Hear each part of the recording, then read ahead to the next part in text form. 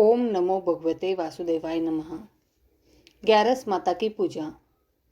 एकादशी की व्रत कथा। एक बार एक राज्य में एक राजा रहा करता था। राजा बहुत ही बुद्धिमान और बलशाली था। राजा सदैव अपनी प्रजा का बहुत अच्छे से ध्यान रखता था। प्रजा भी अपने राजा को बहुत पसंद करती थी। राजा की दो बेटियां थीं। राजा अपनी दोनों बेटियों से बहुत प्रेम करता था।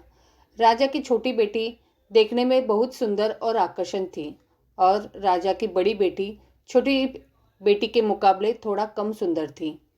राजा की छोटी बेटी ग्यारस माता की पूजा किया करती थी और सभी लोग राजा की छोटी बेटी से बहुत प्रेम करते थे और बहुत प्रशंसा किया करते थे। राजा भी अपनी छोटी बेटी को बड़ी बेटी से अधिक प्रेम करता था, जिस कारण राजा की बड़ी बेटी को अपनी छोटी बहन से बहुत नफरत होने लगी थी। राजा की दोनों बेटियां जब बड़ी हो गई तब एक पड़ोस राज्य में रहने वाला राजकुमार राजा की बड़ी बेटी के लिए रिश्ता लेकर आया। लेकिन जैसे ही उस राजकुमार की नज़र राजा की छोटी बेटी पर पड़ी तो वह राजकुमार राजा की छोटी बेटी पर आकर्षण हो गया और उससे पहली नज़र में प्रेम कर बैठा। उस राजकुमार ने राजा की बड़ी बेटी के साथ विवाह करने से मना कर दिया और उसने राजा से कहा कि मैं आपकी छोटी बेटी से विवाह करना चाहता हूँ।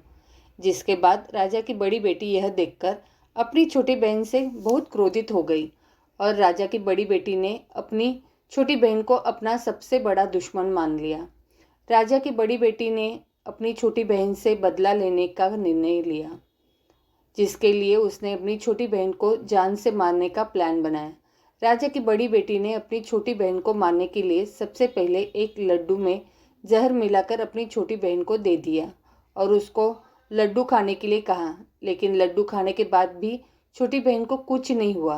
बड़ी बहन यह देखकर बहुत आश्चर्यचकित हो गई, लेकिन बड़ी बहन ने हार नहीं मानी और उसने जब रात में छोटी बहन अपने कमरे में से सो रही थी तब एक मटके में सांप रखकर उसे कमरे में छोड़ दिया। लेकिन सांप भी छोटी बहन का कुछ नहीं कर पाया।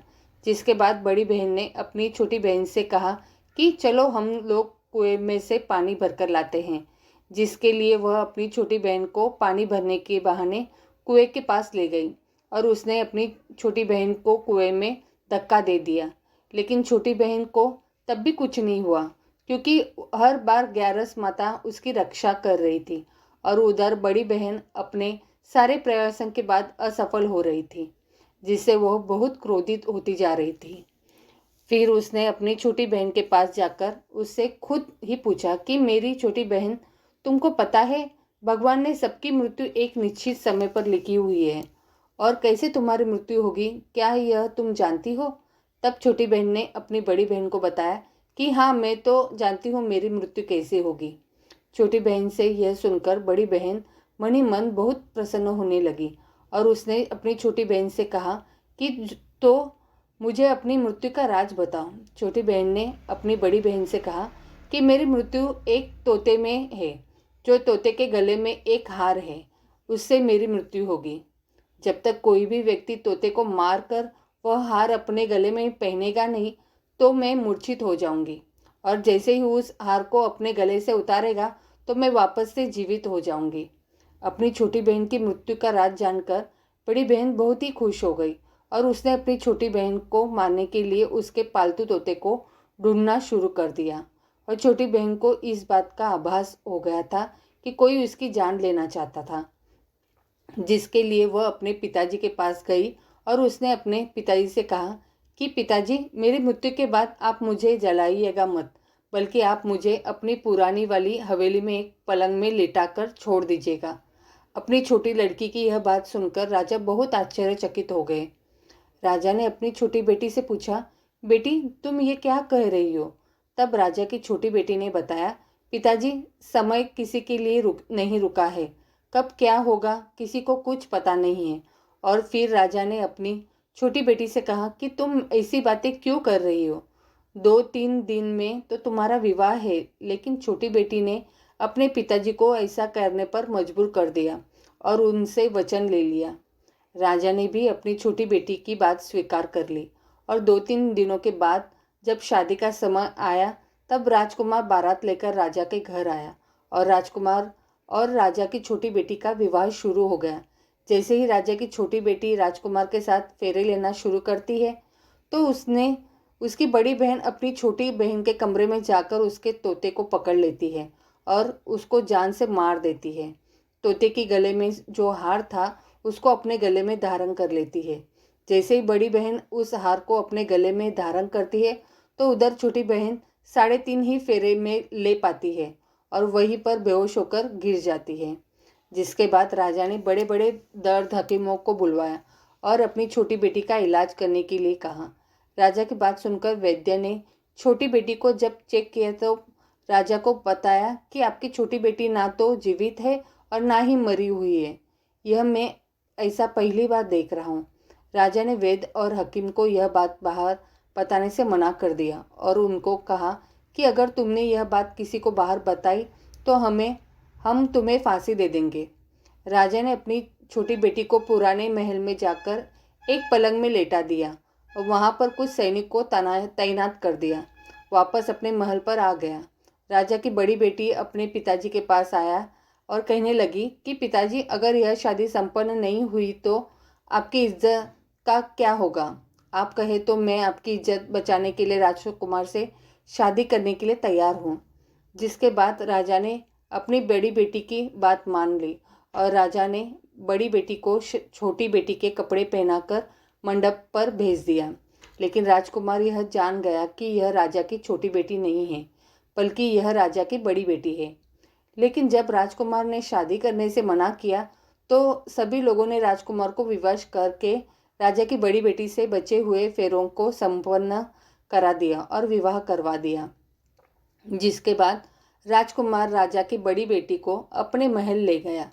राजकुमार राजा की बड़ी बेटी से ना तो बात करता था, न ही उसको पसंद करता था और ना ही उसके आसपास भटकता था। और राजकुमार ने यह फैसला लिया था कि वह अपनी प्रेमिका को ढूंढकर रहेगा, यह जान कर रहेगा कि उसके साथ हुआ क्या है। एक दिन राजकुमार अपने घोड़े पर सवार होकर राजा के पुराने महल के पास पहुंच गया, जहाँ पर उसने कुछ सैनिकों को देखा। महल के पास पहुंचकर राजकुमार ने जब महल को ध्यान से देखा तो वह समझ गया कि यह तो हमारे ससुर जी का ही महल है। तब राजकुमार ने सैनिकों से पूछा, तुम लोग यहाँ पर क्या कर रहे हो और इस महल के अंदर उस पलंग में कौन लेटा है? जिसके बाद सैनिकों ने बताया कि यहाँ पर राजा की छोटी बेटी लेटी है। यह सुनकर राजकुमार बहुत प्रसन्न हो गया और वह तुरंत अपनी प्रेमिका के पास पहुँच गया और उसकी सेवा करने लगा। जैसे ही रात हुई तो राजा की छोटी बेटी उठकर खड़ी हो गई। राजकुमार यह देखकर बहुत खुश हो गया और उसने अपनी प्रेमिका से पूछा कि तुम यहाँ क्या कर रही हो? तुम मेरे साथ घर चलो। राजा की छोटी बेटी ने राजकुमार को सारी बात बता दी कि मेरी जान एक तोते में बसी थी और मैंने यह बात सिर्फ अपनी बड़ी बहन को बताया था और मुझे पता है कि उसने ही मुझे मारने का प्रयास किया है। उसके पास एक हार है जिसको वह सुबह पहन लेती है और रात को उतार देती है। जब तक वह हार को पहने ले रहती है तब तक मैं मूर्छित रहती हूँ और जैसे ही वह हार को उतार देती है तो मैं जीवित हो जाती हूँ। और जब तक मेरी बड़ी बहन के पास वह हार है तब तक मैं ऐसी ही जीवित और मूर्छित होती रहूँगी। अगर मेरी बड़ी बहन के पास जो हार है वह मेरे हाथ में लग जाए तो मैं हमेशा के लिए जीवित हो जाऊँगी।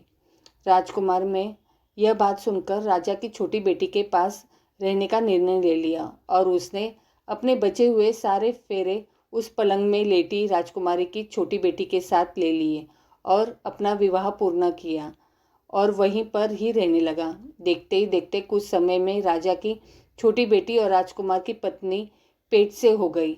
एक दिन राजकुमार को किसी काम से बाहर जाना पड़ा। तब छोटी बहन के पेट में बहुत तेज से दर्द होने लगा। जिसके बाद उसने ग्यारस माता का आह्वान किया। जिसके बाद वहाँ पर ग्यारस माता प्रकट हुई और उन्होंने अपनी भक्तों के दर्द को दूर किया और एक पुत्र की प्राप्ति करवाई। और वहीं पर अचानक से राजकुमार भी आ गया। राजकुमार ने ग्यारस माता को देखा तो वह आश्चर्यचकित हो गया और उसने तुरंत माता को प्रणाम किया। और ग्यारस माता ने राजकुमार से कहा कि जब तुम्हारा तो 5 वर्ष का है हो जाए तो तुम अपनी पत्नी का हार आकर इसके गले में डाल देना। और देखते ही देखते राजकुमार और राजा की छोटी बेटी का पुत्र 5 वर्ष का हो जाता है।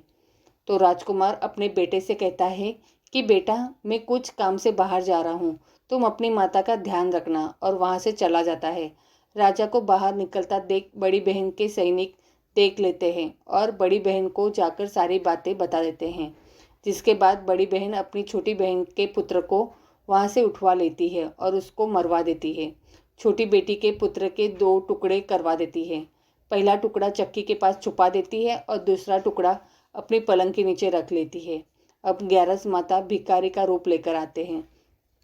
एक भिखारी का रूप रखकर बड़ी बहन के पास चली जाती है, जिसके बाद वहाँ पर भिक्षा मांगने लगती है। बड़ी बहन अपने नौकरों से कहती है कि जाकर भिक्षा दे दो, लेकिन जैसे ही नौकर 11 माता को भिक्षा देने के लिए आते हैं तो माता उन्हें मना कर देती है और कहती है कि मैं तुम्हारी महारानी से ही भिक्षा लूँगी। जिसके बाद बड़ी बहन स्वयं ही भिक्षा देने के लिए माता के पास आती है। तब माता एक बिल्ली का रूप लेकर उसके कमरे में चली जाती है और वहाँ पर छोटी बेटी के पुत्र को कोई 2 टुकड़े को आपस में जोड़ देती है और उसे जीवित कर देती है। उसे वहाँ से ले जाती है। राजकुमार अपने बेटे को लेकर अपनी पत्नी के पास जाता है और उसे कहता है कि तुम इसका ध्यान रखना। अगर तुम इस बच्चे का अच्छे से ध्यान रखोगी तो मैं तुमसे बात करूँगा। एक दिन राजकुमार अपने बच्चे से कहता है कि तुम माँ के उनके गले का हार मांग लो। जिसके बाद राजकुमार का लड़का अपनी मम्मी के पास जाता है और कहता है कि मम्मी, मुझे तुम्हारा हार चाहिए जो तुमने गले में पहन रखा है। यह सुनकर पहले तो बड़ी बहन बहुत क्रोधित होती है, पर उसको यह याद आता है कि राजकुमार ने कहा था कि अगर मैं इस बच्चे का ध्यान अच्छे से रखूंगी तो वह मुझसे बात करेंगे, जिसके कारण वह हार को उस बच्चे को दे देती है और वह तुरंत हार को ले जाकर अपने पिताजी को दे देता है। और तभी राजकुमार अपने बेटे को लेकर वहाँ से जाने लगता है और अपनी पत्नी से कहता है कि तुम हमारे लिए खाना बना कर रखना, मैं शाम को आकर तुम्हारे साथ खाऊंगा। और वह अपने बेटे को लेकर वहाँ से चला जाता है। जिसके बाद वह राजा के पास जाता है और उनको सारी बातें बता देता है। राजा अपनी बड़ी बेटी की यह करतूत सुनकर बहुत क्रोधित होते हैं और अपनी परवरिश पर ही दोष देने लगते हैं और राजकुमार को अपनी छोटी बेटी के साथ रहने के लिए आदेश देते हैं। आपको यह कहानी रोचक लगी हो, ऐसे बहुत कहानियाँ हैं। अगर आप लोगों को ये कहानी अच्छी लगी हो तो चैनल को सब्सक्राइब, लाइक और शेयर करना ना भूलें। धन्यवाद। ओम नमो भगवते वासुदेवाय नमः। माघ मास के शुक्ल पक्ष की एकादशी तिथि को जया एकादशी का व्रत रखा जाता है। 8 फरवरी 2025 को एकादशी का व्रत रखा जा रहा है। इस दिन भगवान विष्णु और माता लक्ष्मी की पूजा करने से हर तरह की समस्याओं से निजात मिल जाती है और सुख समृद्धि की प्राप्ति होती है। इसके अलावा इस व्रत को करने से भूत पिशाच आदि योनि प्राप्त नहीं होती है। जया एकादशी पर भगवान विष्णु की विधिवत पूजा करने के साथ इस व्रत कथा का पाठ अवश्य करें, इससे शुभ फलों की प्राप्ति होगी। आइए जानते हैं जया एकादशी की संपूर्ण व्रत कथा। पौराणिक कथा के अनुसार धर्मराज युधिष्ठिर भगवान श्री कृष्ण से पूछते हैं कि माघ मास शुक्ल एकादशी को किसे देवता की पूजा करनी चाहिए और इस एकादशी का क्या महत्व है। इसके जवाब में श्री कृष्ण कहते हैं कि माघ शुक्ल पक्ष की एकादशी को जया एकादशी कहते हैं। यह एकादशी बहुत ही पुण्यदायी है। इस एकादशी का व्रत करने से व्यक्ति नीचे योनि जैसे कि भूत प्रेत पिशाच की योनि से मुक्त हो जाता है। जो मनुष्य इस दिन भगवान की पूजा सच्चे मन से करते हैं और व्रत रखते हैं, उसे भूत पिशाच की योनि से मुक्ति मिल जाती है। श्री कृष्ण ने युधिष्ठिर को जया एकादशी के प्रसंग के बारे में भी बताया। एक बार नंदन वन में उत्सव चल रहा था। इस उत्सव में सभी देवता, जाने माने संत और दिव्य पुरुष भी शामिल हुए थे। उस समय गंधर्व गाना गा रहे थे और गंधर्व कन्याएं नृत्य प्रस्तुत कर रही थी। सभी में माल्यवान नामक एक गंधर्व और पुष्पवती नामक एक गंधर्व कन्या नृत्य चल रहा था।